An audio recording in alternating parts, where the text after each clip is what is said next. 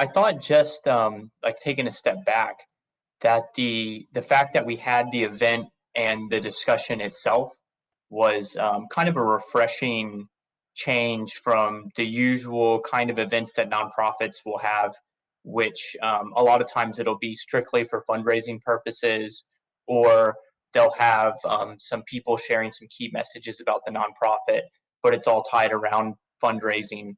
Whereas the event from the Youth Mentoring Forum on Saturday was really first and foremost a panel discussion talking about a serious topic, which is the impact that the COVID-19 lockdown and the kind of resulting economic distress has caused young people in Cayman, and how that's highlighted the importance of older people, whether they be official volunteer mentors, whether they're coaches, educators, or parents, like really emphasizing how these grown-ups should act grown up and be positive role models for young children, even in terms of something as more kind of passive or in the background of just being a good model of positive behavior for these kids.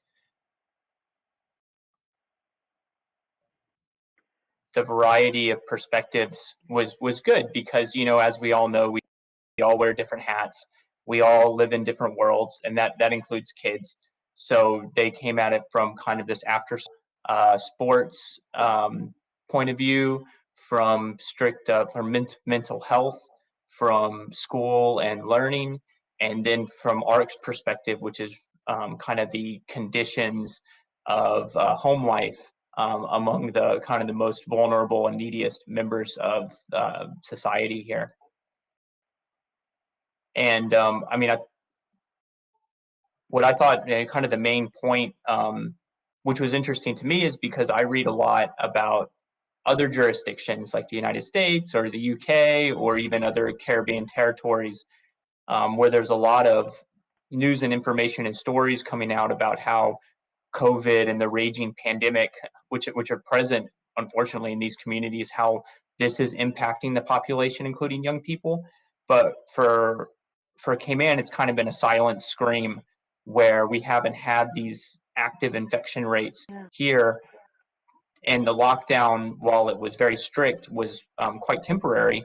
So the story here has been kind of the buzzword's been like as normal as possible.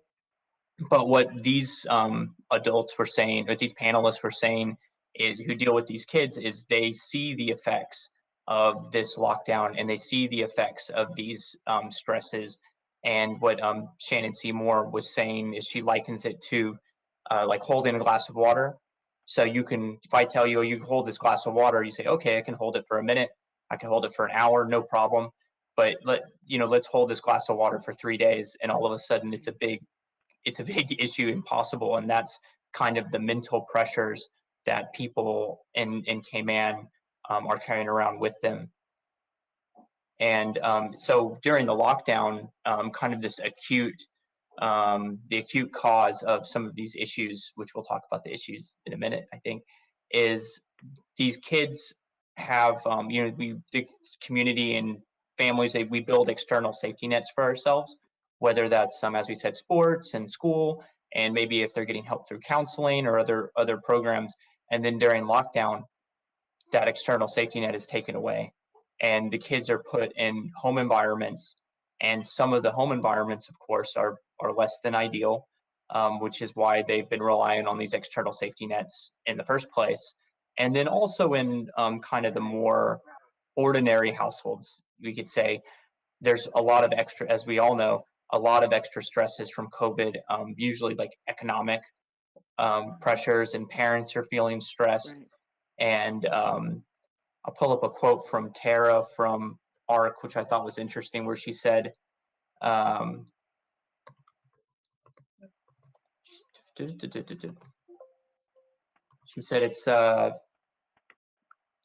she said, when things are difficult, it's difficult to be a good parent. So I think that's kind of a succinct and powerful, to the point statement about when you as a parent are facing these economic and stresses and worries about health, it's hard to give the extra attention and time you need to the children who are at the same time facing these same kind of pressures. Being forced to adapt leads to the greater ability to adapt. So in the mental health field, for example, they had to pivot to virtual sessions um, in um, in schools. A greater reliance on technology and then a resulting greater ability to use that technology. I think something else that John Clark, the John Gray principle, mentioned, which I thought was interesting, was just kind of not being able to gather physically. It showed what you can do virtually in terms of education and learning, but it also showed the limitations of what you can do virtually. So then you have this awareness that when we are gathered physically in a, students and teachers are physically in a classroom together, that we need to take advantage of this time together physically. So let's get away from a little bit of this teacher is talking to students and feeding them information, and let's instead use this opportunity to do things you can't do online as easily, like collaborate and share ideas and maybe do things more creatively. These people and these different aspects of the community working with youth, they're seeing similar issues that have arisen from COVID or were highlighted by it, and kind of these common threads where they were seeing kids being more likely to engage in risky or dangerous behaviors, whether that's because they were bored, whether it's because they're it's a coping mechanism for mental stress, whether they're looking for outlets. So it's the usual things you'd be expected. So that's increase in substance abuse or use, um, particularly vaping. There were also this kind of newer issue, which would be addictions or undesirable behaviors with technology, whether that's young people looking at pornography or spending 16 to 18 hours a day playing video games, because they, during the lockdown, they were expected to be on a device all the time for school purposes, and you can't go outside. So you end up on the device 24 hours a day. And then, as any young person does, you start looking for trouble, wherever the environment is, virtual or physical. And it's harder to supervise children when they're online than if they're in the backyard. And then there's this idea of this general loss of positive attitudes and motivation that, for example, John Clark said they really try to build up, and John Gray. So when the kids come back into school, you got to do the work of building themselves up as individuals first. Mm-hmm. In terms of when you get to the action items on the event agenda, it was really, I kind of saw it as moving forward, maybe even in three directions. The first one is there seemed to be a kind of demand or appetite for more discussions of this kind of nature to be held on a more regular basis, and they're calling this the first annual Youth Mentoring Forum. And so whether it's Big Brothers Big Sisters or another organization like the Cayman Current, I think these kind of might take this on as a thing to do. Yes, it's kind of sober looks at serious topics, in kind of in a more manageable format where you take an hour or 2 hours rather than once a year having a huge 10-hour event with hundreds or thousands of people.